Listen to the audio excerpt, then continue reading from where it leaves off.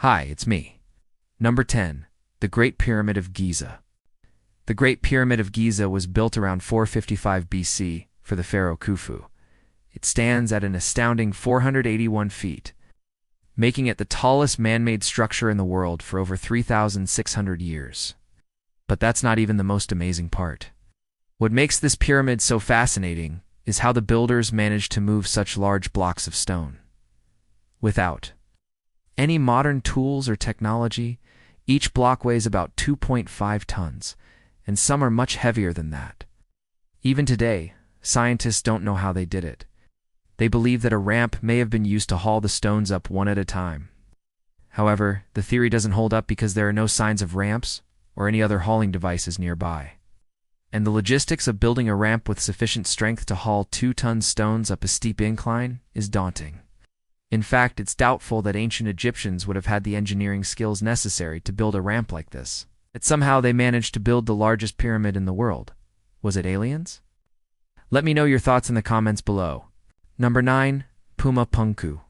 Pumapunku is an archaeological site near Lake Titicaca in Bolivia. This place is full of giant stones which seem almost alien-like in their construction. Some of these stones weigh up to 130 tons. It's heavier than the heaviest block ever moved in the construction of the Egyptian pyramids. No one knows how the people of Pumapunku were able to move these massive stones, let alone carve them with such precision. There's a lot of theories. Some say it was done with massive levers, but there's no evidence of such devices. Other theories include the use of molten salt to help slide the rocks into place.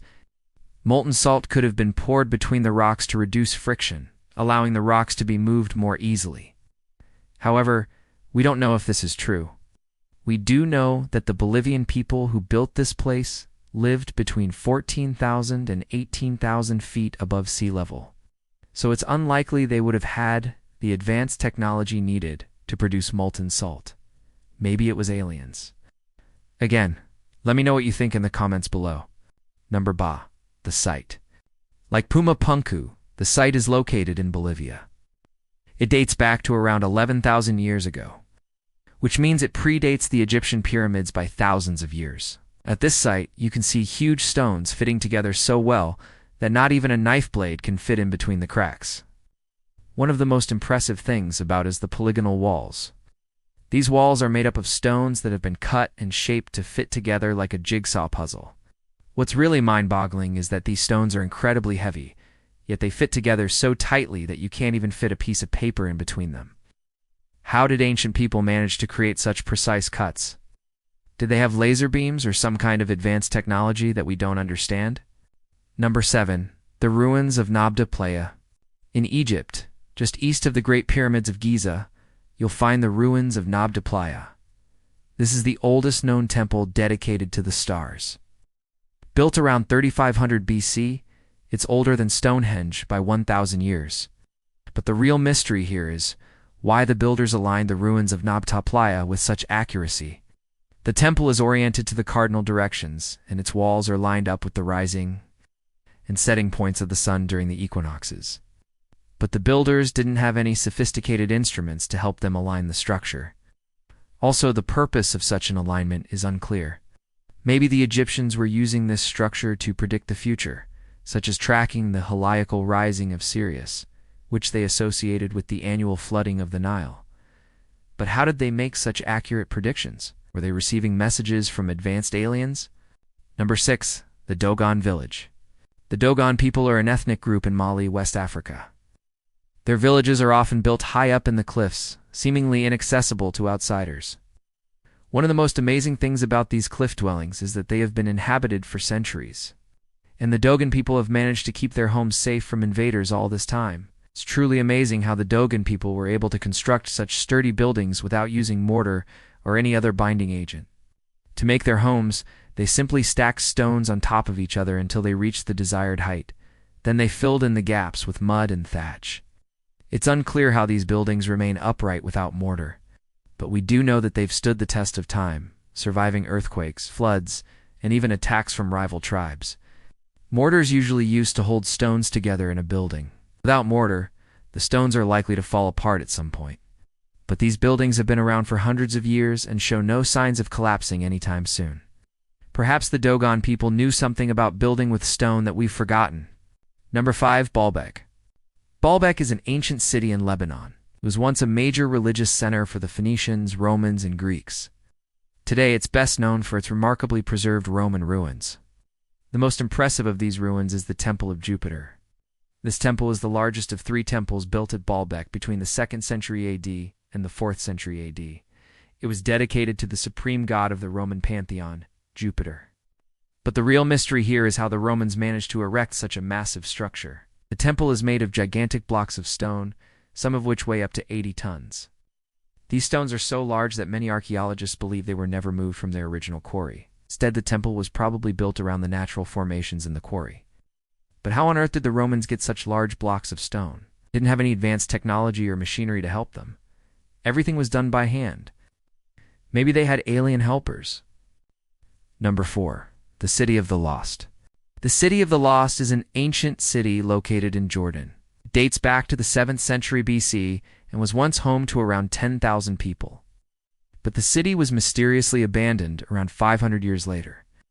What makes the city so mysterious is that no one knows why the residents suddenly left. Archaeologists have found no evidence of war or natural disaster, yet the city was completely deserted overnight. The City of the Lost is also home to some pretty amazing architecture. The main entrance to the city is through a massive gateway flanked by 2 towers. The gateway is decorated with intricate carvings of gods and monsters. Inside the city, you'll find a number of temples, palaces, and houses. Many of these buildings are in remarkably good condition, thanks to the dry climate of Jordan. But perhaps the most impressive structure in the city is the theater. It's perfectly circular and could seat up to 40,000 spectators. But who built this theater and why did they abandon the city? Unfortunately, these questions may never be answered. No. 3. Los Lamentos. Los Lamentos are a series of ancient tombs located in Mexico. They date back to around 1500 BC, which makes them nearly 4,000 years old.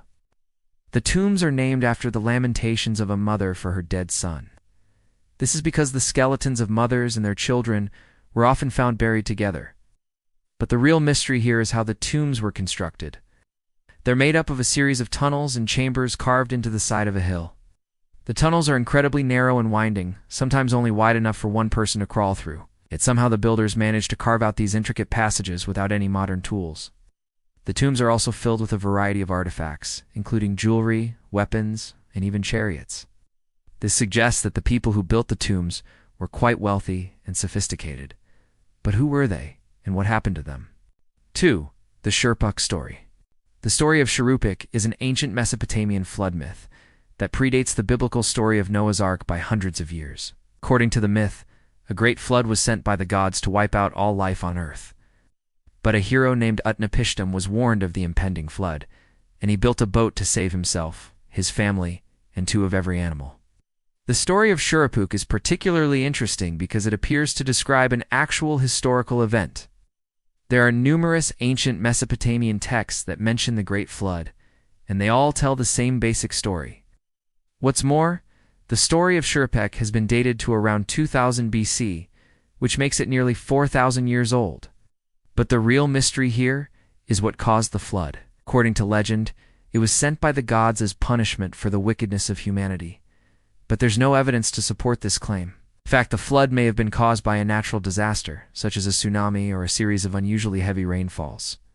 But whoever caused the flood, it clearly had a devastating impact on human civilization. Number 1. Göbekli Tepe. Göbekli Tepe is an archaeological site located in Turkey. It dates back to around 9500 BC, which makes it nearly 12,000 years old. What makes Göbekli Tepe so special is that it's the oldest known religious sanctuary in the world. It was originally discovered in the 1960s, but most of the site remains unexplored because it's so ancient. Archaeologists are worried that if they start digging, they may accidentally damage the site. Göbekli Tepe is also home to some incredible works of art.